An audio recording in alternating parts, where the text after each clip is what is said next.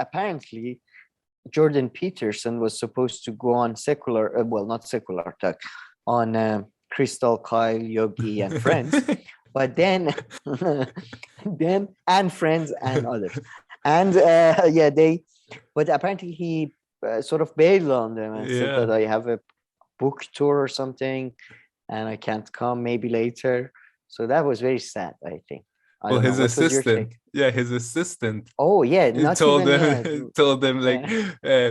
yeah, sorry, and apparently, yeah, that he's going on a long, extensive book tour, and even rebooking him. We can talk about it now, maybe in June or something. We can see about that. He's just going to be really busy for now, and yeah, and poor Crystal. I mean, maybe Kyle too, but I thought only Crystal. She read 2 of his books, and Kyle Oh said he man, watched like poor. a lot, like thousands As of videos. Although Kyle loves to say how much he had that more agreements when it comes to psychology, as you might think, but when it comes to things on the left, which I don't know that much about his psychology stuff and all this. I mean, well, as somebody who read a lot of his writing, Maps of Meaning, and some of 12 Rules for Life, and some of the Beyond thingy. Man, yeah, and I read a lot of criticisms, a lot of in praise, well, whatever. Yeah, it's just, I'm not surprised they agree on a lot of psychology. but yes, Well, but I was surprised he bailed though. I thought that's like he would welcome such a challenge. and what was one topic that apparently was his idea to talk about, and they were like, yeah, sure, that sounds like a good idea. Transgender issues, I think. That's his main thing. Yeah, Sexuality, sexual identity. yeah. No, it would have Freedom been of some speech. great content for us too. So he also screwed us over. Yeah, So that's true. thanks a That's lot. awful. Yeah, man. Every time that We're guy like at the bottom of the food chain. So these guys need to get the when the crumbs, when the big dogs are done eating the food, whatever is left, we come make a video on it. It's like the lion, then hyena, then like some random dogs, then us. we boil the bones to have a soup. Yeah. So thanks a lot, Jordan Peterson. You just took content away from 10 YouTubers. He screwed us all over for the month of January. We could have been having like 2 subscribers per episode, my yahi. So thanks a lot. That's true. But I must say there seemed to be a bit of a poetic justice. As you recall, they ghosted Jimmy Dore, I think. Yeah. Well, no, this is much worse. If we take the official narrative. That was sorry. That one's much worse. That one was much worse. Yeah, like the day of the interview canceling. And this is like, it's not poetic. It's like poetic semi-justice. Yeah. Well, not even on the day, based on Jimmy Dore's story, and Kyle didn't deny that. Even on the day they didn't, and it's Jimmy Dore who texted. No, Jimmy Dore texted. He's like, I'm ready. And only a few hours later, and Kyle's excuse was that they were busy recording some other thing, but that's not an excuse. It's just like further justifies that you that's him. Like, But hey, maybe it's like coming late to work and saying, I slept. I didn't come late. But hey, I might defend Kyle a little bit when we do our tweets. Really? Do we have tweets by him? Nice. Well, yeah, the Jimmy Dore thing. The Jimmy Dore. I heard about that one. Yeah, I heard about that. Because tend to say just make fun of Kyle a lot here, but comes from a good place. Yeah. But and since not so much me. Yeah, no. At least for me, it does. I don't have a good place, so it's hard to come from it. Right, go ahead. But so you mentioned that you've been, reading about Jordan Peterson, this and that. So what happened to this video that you had promised to make on Jordan? You defeated the Jordan Peterson defeat you? Jordan Peterson's writings certainly defeated me. I am just, oh God, so many hard words I know, but for no reason. But Yeah, I'm not going to do that. So that's not happening. Yeah. No, man, I'm sorry. I'm going to do a proper, like, I'm going to do a very brief response, but hopefully I might write something about that and put it on our stuff. So maybe something like that. So earn some real money. But no, I want to give a, first of all, I wanted to say, I kind of thought it's redundant to do a video because if you're interested in criticism of his politics and economy specifically, Jacobin has a great video with the author of this book, Myths and Mayhem. So that's there. And, the book and the video, I think, are fantastic.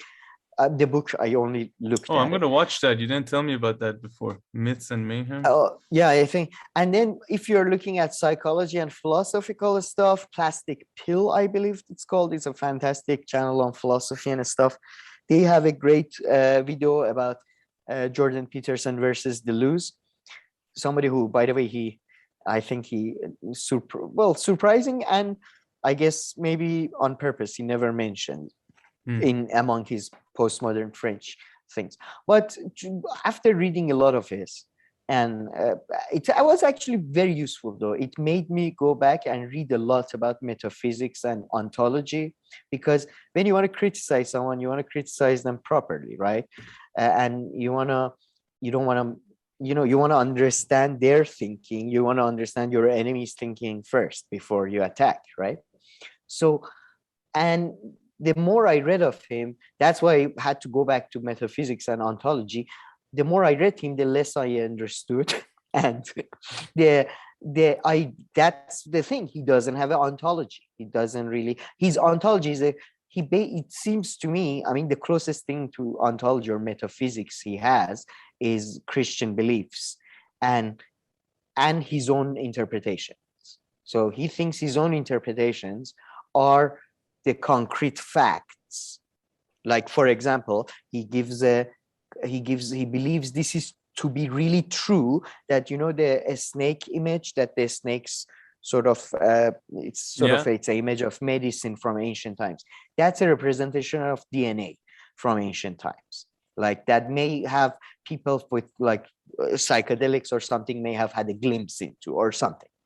So he has this. So he criticizes the postmodernists for saying that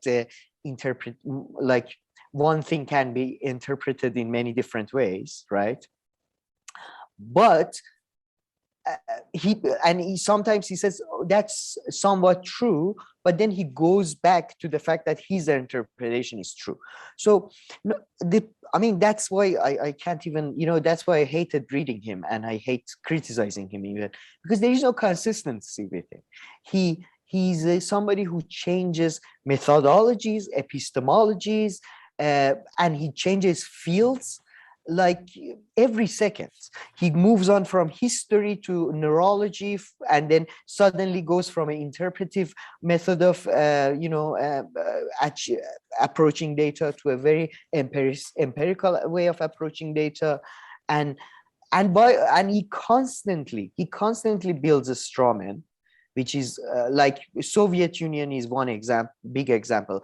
I highly recommend. I'm giving a specific references now. Check out his first lecture on maps of meaning. It's on YouTube, and in that he talks about Soviet Union. He doesn't know anything about history of Soviet Union.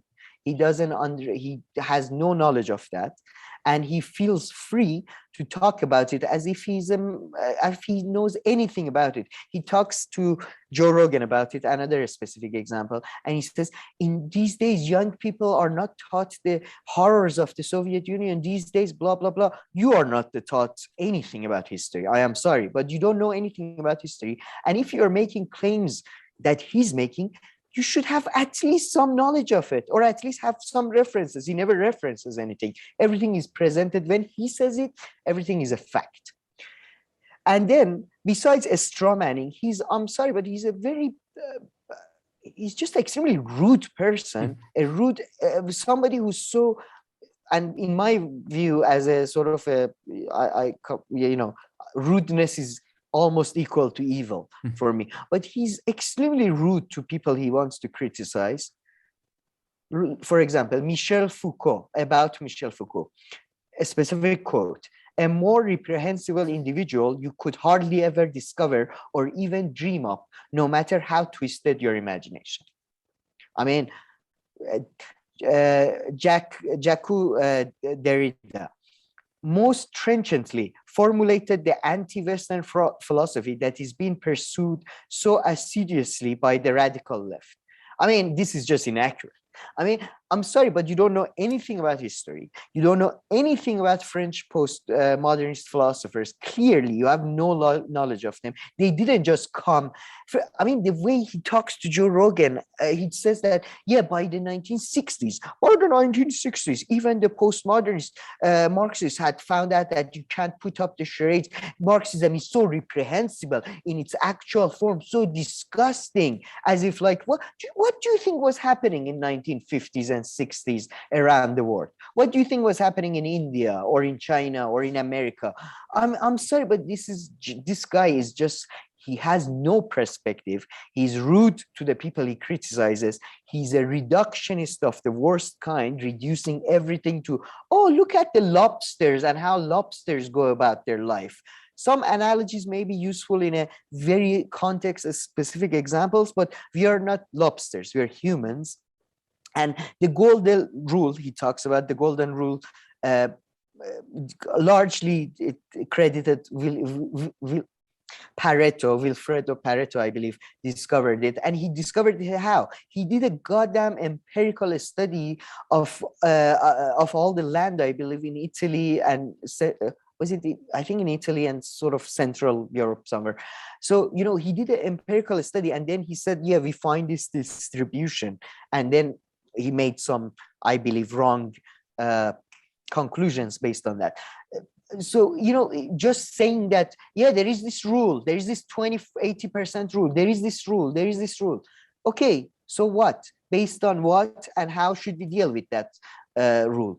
I mean, again, his worst crime is hopping methodologies and epistemologies and metaphysics whenever he wishes. He's the cherry picker of the worst kind. He's the cherry picker of the worst kind. And his interpretations are definitive.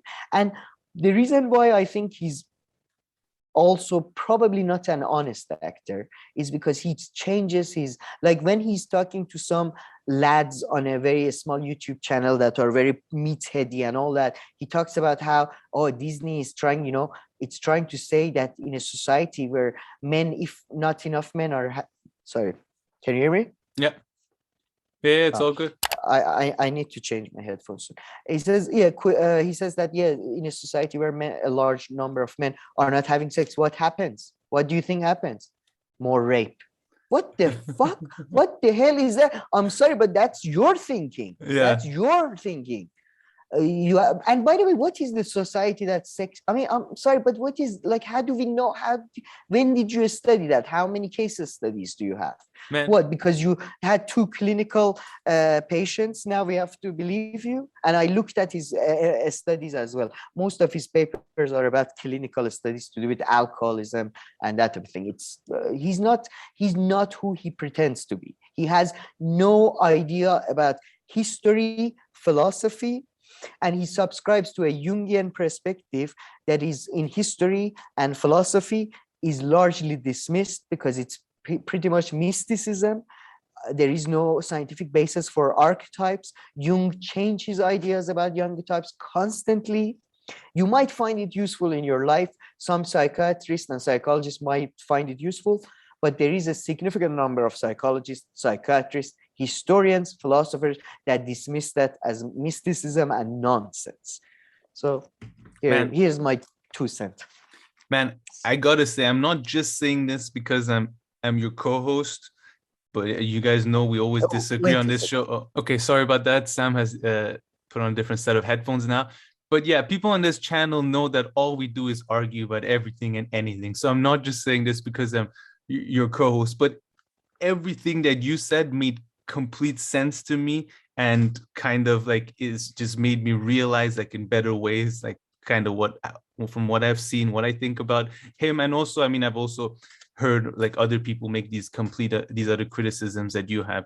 And I must say, it was also, I wrote this down so I don't forget, it was more precise and convincing than I thought you were going to be.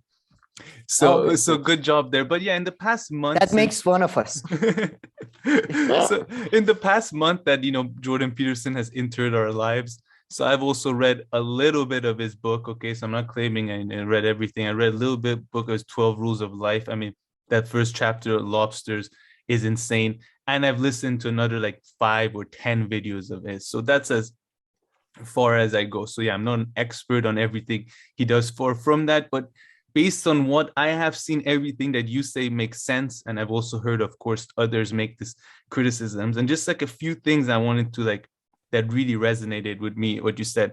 First of all, you said like, he doesn't know everything, and that's fine. Most people don't know everything, but he tries to come off with that, like, impression But they don't and position. comment on Yeah, as everything. if So absolutely, yeah, right? So so absolutely, absolutely, yeah. so So you can absolutely, yes. comment about something and then be like in our previous segment, I said 5 times, like, blah blah blah, this is what I've heard from before. It's just, so I admit that, so many of the things that we talk about, they're just things that we've been told a few times and haven't really looked into it and stuff. So as long as you can admit it that way, it's fine.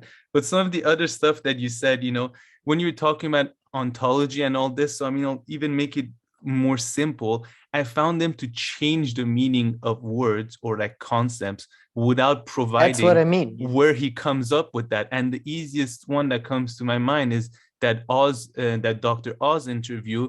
He asked them, "Are you more towards the left and the right?" And the right, he kind of equates it like conservatism with being like Or there. traditionalism, even the words traditionalism and stuff. So I'm like, fine, I kind of get what you mean. But being on the left means being creative. So like, I mean, like, I've never heard that in other ways. Maybe there's a literature other places, but he just puts his own different meanings and definition on places that he wants. Famously, as you know, Hitler was a painter. So exactly, he'll just say, and then he constantly, this one was a good one, he like constantly builds like an opponent and like, or a person, like, and that's his premise, and he goes from there. So we had even shared this great comment that someone had put under one of Kyle Kulinski's videos a bit, where he's like, he like pretends that anybody who has leftist ideas are like the people who he has debated with at his university. So he'll bring them up. He'll like, it's worse. He puts these people, and then from there on he goes. So and then from there he can just build his argument. So it seems like he's being very relevant and like speaking to this like very dominant group of people that are out there. But no, you've just built like this fake kind of opponent, and then you take their views and prescribe it to a much bigger group of people, and then take it from there. It's actually pretty like smart idea. So his thoughts don't seem like he's talking for no reason. It's like, okay, yeah, he's pointing out this, very serious group of people and stuff in society, or this dominant or big group of people that exists in the way that he's saying. So everything that he's saying is very important. These are like some of the things that you really said that really resonated with me. And also he talks about everything and anything. So really the best way of criticizing him in one way is just to like watch his video, watch his segment or something, and bring that up and talk about that. So yeah, he has his field of psychology where he is an expert. I mean, however you want to say it, he is an expert in the sense that he has all the degrees and all the things that qualify you as being an expert in this area. But then he also comments about everything and anything else. So when you kind of bring vague criticisms towards him, they're kind of hard. So you just have to like be like, okay, here he talked about this, let's tackle this, right? Because yeah, he'll talk about everything from the Soviet Union to like, men not having sex now, or having too much sex, or who knows what. No, that's the thing, because he doesn't have he has systematic answers, but he doesn't have a systematic thinking, right? He has his systematic solution, by the way, is nothing new. It's Stoicism. It's all the religions practically, that you basically, you ignore, you try to focus on your immediate surrounding. There is nothing fucking genius about that, right? That's his 12. That's what it boils down to, and some hatred for women, I believe. So I mean, the thing that really shocked me, because I only had seen him on Joe Rogan maybe once or twice, and on channel. Oh, I had seen him on Channel 4 and stuff. His lack of humility, man. I have never seen somebody. I hope that I like to make fun of myself the most, and I'm the biggest idiot in the world, and that's why I like to call out other idiots who are slightly smaller idiots than me. But this guy, his lack of humility and his generalization is just, after 2 videos you realize he's either really stupid or he's a charlatan. I mean, he's a boomer, really, so whatever. But it's ridiculous. The statements are made in such a, I mean, it's ridiculous. It's ridiculous. That's why I couldn't make a. Yeah, how can you make a systematic criticism of somebody who it's just basically going based on a single maybe reading of history that he was told by his dad. I mean, the guy, I watched his debate with Slavoj Žižek. He's come to debate about Marx, and all he's read is Communist Manifesto, and this is the second time he's read that after like 30 I mean, years. I say that, you know, I haven't read that much Marx. Capital. Yeah, I say I haven't really read that much Marx. Who can? But that doesn't count. Everybody's read the Communist Manifesto. Yeah, I mean, like, you can't graduate a social science undergrad in North America without reading Communist Manifesto. I mean, yeah, it's like Weber's Protestant Ethics. There are a couple of like concepts books. That doesn't count. It's like saying you watched a movie, but you've seen just like a trailer. Like, yeah. In the end, I think Mr. Peterson didn't really add it up too much, but another liberal religion, you know, in an age of like post-superstitious age, and when we can't believe in, you know, religion as external, you know, all that, it's all just liberal religions and it's all about personal virtue and, you know, focusing on yourself. You know, if you're a real working class person who's, for example, has to support, let's say, 6 people, 3 of them who are having like physical problems, 2 of them who have mental problems, or, you know, you live in such a family, or you don't have the luxury to, you know, for example, you know, focus on tidying your room. Like you jump out of your room to go to the factory and you go back at. I mean, it's just for liberals to wallow in their own sad little lives. I mean, one thing that is consistent about him, though, that I've found is he definitely really doesn't like and hate anybody or anything to his left. So because I've even heard him like bring up things and he's like talking and making half sense, but it moves on to his agenda of like, and this is what the left doesn't tell you. Like, I've seen the video where he complains about people not knowing a lot of the horrors of the 20th century and only knowing, you know, about Hitler. And it's like partially true, but it's not like, you know, people know a lot more than he's saying. And he also groups some of them in weird ways. So and he groups them in weird ways.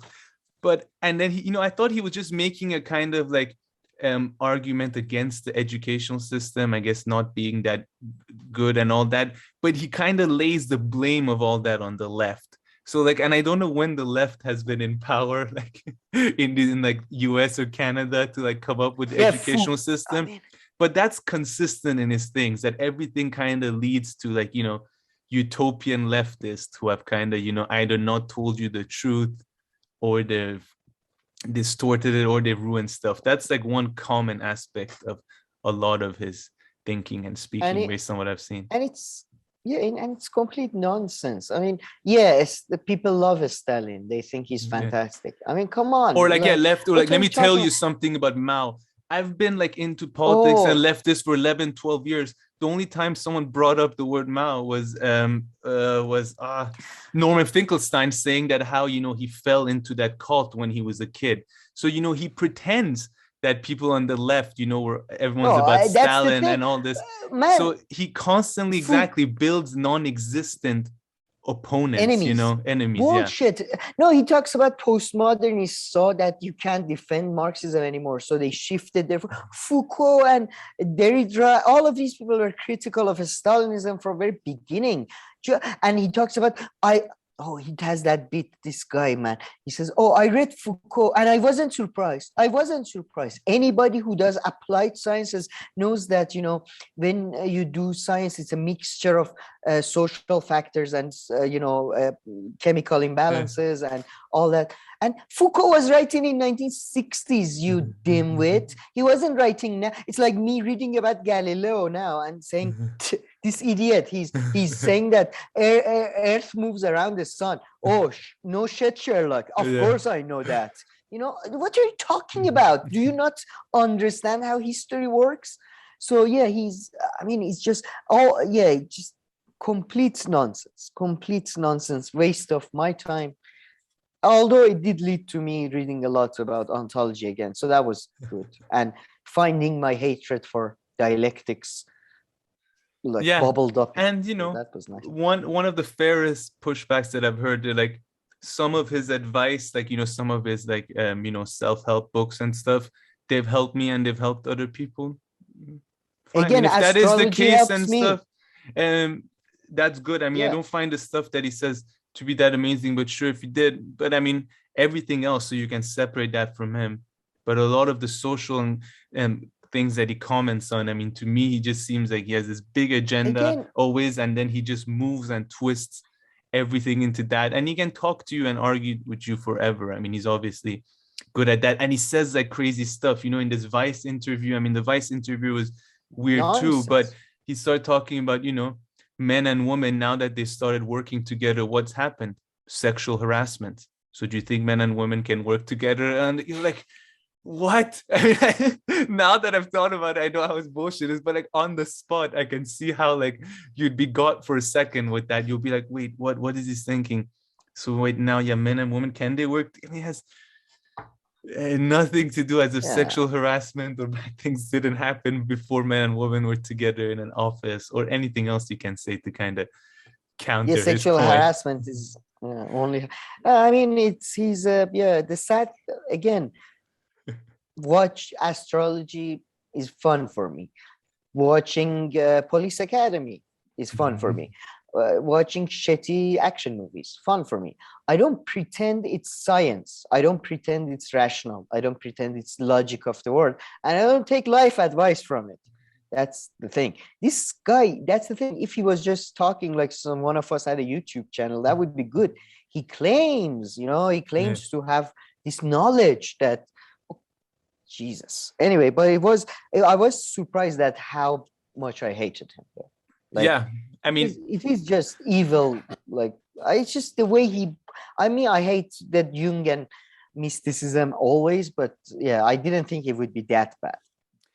Since the past month where we've given him a fair shake, so to speak, different and to different extents, the two of us, my initial thoughts on him, and initially I'd said, I haven't seen anything from him really. I'd kind of forgotten the clips and shit that I watched from him 10 years ago. But I've kind of reached the same point with maybe some more concrete examples. And I think that you did provide a relatively, to a certain extent, systematic criticism of him.